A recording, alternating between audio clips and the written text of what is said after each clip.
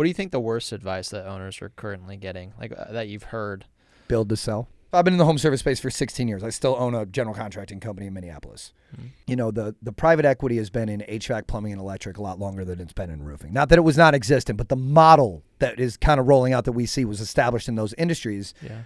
And they're very different. As an owner, when you're taking advice from people you see on stage that have been running a $7 million, $10 million, $15, $20+ million company for multiple years, and they're sharing the things that they're going through and how they're setting up to sell and talking to PE and doing these things, that's not where you're at right now.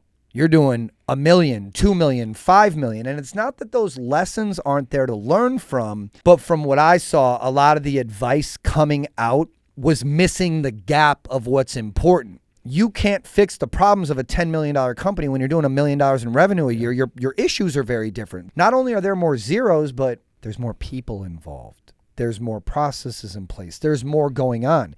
It's easier to set a foundation with a small company, but the things those people learned along the way and they're applying now, I didn't see a lot of that advice coming out. And so I think that this dream of building your company and selling it to private equity, I got terrible news, like 85% of your companies aren't ready to do that. When you start getting into these engagements, the year that it takes of this colonoscopy of your business and the things they're going to find, I didn't hear a lot of messaging about like getting your together before you start picking up the phone and talking to PE because you're exhausted in November or something. Yeah. And I think that people are only buying businesses that are profitable and purchasable. And not that everyone out there isn't running that or a version of it, but I'll tell you what, I'm talking to more of my buddies right now that sold to PE over the past 2-3 years that are about to buy that back for 20-30 cents on the dollar right now. Then people lining up. Not that there's not amazing private equity companies, amazing brokers, amazing advice going out there. I think it was made to look a little bit easier than it is. And again,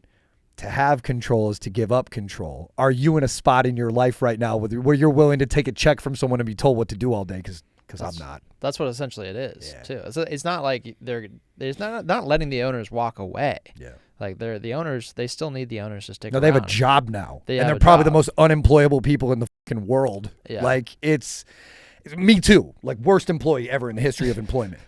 But it's like the best advice is this we've heard our whole life. The grass is not greener on the other side if you don't know what it's like to mow a lawn yet. Right. Like you have to understand what you're willing to give up to have what you always wanted. Yeah. And I think that if I've learned anything on my journey, owning businesses, doing consulting, whatever, over the past 16 years is like that corny statement about your why. That's all that matters.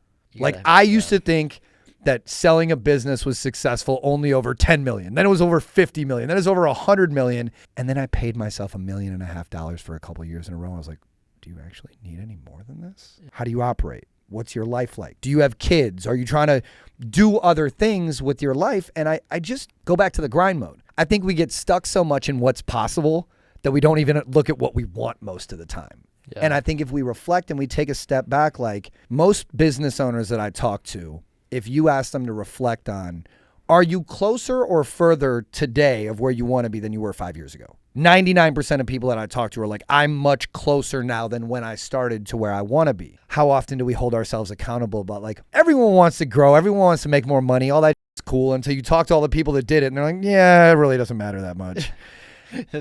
It's like, I just want to spend time with my kids now. I kind of just want to like be on the beach or surf or go golf or do whatever and be around my kids because they're only this old for a certain amount of time. The thing that I'm most proud of, the story that I'll never tell, and dude, I promise, grind mode as much as anyone else over the past 16 years is like, I will never have a regret in my life about the time that I didn't spend with my kids because I'm around. I'm a present dad. If you can go back to like, why did you start your business? Oh, I didn't like my job, or I wanted more time, or I wanted to make more money, or I worked somewhere and I thought I could do it better. It's all relative. That's why you're not as special of a snowflake as your third grade teacher told you, because we all kind of did this for the same reason. How accountable do you actually hold yourself for what you really want? Not what's possible, not what's out there, not what someone else is doing, but like, I'm setting a goal that if I ran a business with systems that spat out this much money at the end, maybe we could get it to a point where I didn't have to work 80 hours a week to do this. Yeah. Maybe we could get to a point where like I'm actually able to take consistent money out of this thing that's predictable because I can look at the thing. It's not about the next sale or the big deal or can we do this? We've all lived versions of it. Yeah. But I think what we don't do enough is like what am I actually trying to do? Because for me, it was a lot less than what I thought at the beginning. Yeah, once you actually mapped it out. The irony is that you build that kind of business that you can pay yourself, it's profitable, and you can pay yourself the life that you want. Yeah. That is also the number one business that the PE firms all want to buy.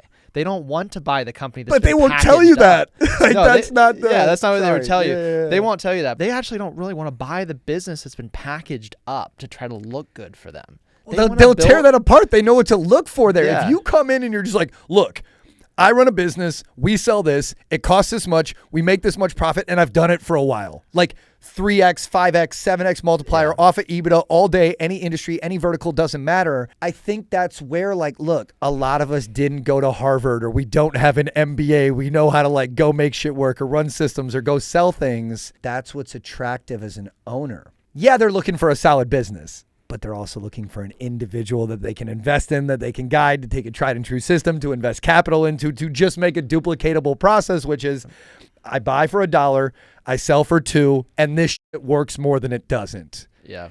My little brother's 37 years old. They're in youth sports. He just sold his company to Jason Kidd's private equity company for like $40 million in the past 6 months. It's public. It's called Prep Network. I'm talking to my little brother, and I'm like, all right, dude, congrats, Nick. Like, you got the check, you got the thing, you did the whatever. What are you doing? He's like, going to work. Yeah, isn't that? He owns a smaller percentage of his company now. He has a job that he's really good at. He got enough money to buy some land, buy a house. He's got his 6th kid on the way. Apparently it's in the water in the Carroll household or something, but like, he's doing the stuff you do. He's 37. He would be every definition of successful. It's Thursday. My brother's at the office. He's still going to work at the end of the day. I think what gets modeled in the home service base, my boy Tommy Mello was one of the first people to really, really, really do it big with the private equity and the deal and putting that together, and is one of the models I still believe to this day of like success, of building a business that's very structured, that can go command a high multiplier, good revenue, like put it together. You know what Tommy's doing right now? He's working in that business today. Yeah, he's not. I think what I saw happen in the roofing space is like you're going to ride off into the sunset. That's not it. That's not the You reality. got a job now. And that's fine. Like, you got a job and probably more financial security than you had previously. I just don't see a lot of people or a lot of conversations publicly about like, what are you working through mentally to get to that decision? It's kind of all looks really good. And not saying that there are not a ton of great deals that happen or out there, but I've heard of a lot of bad ones, more than I've heard of good ones. Yeah.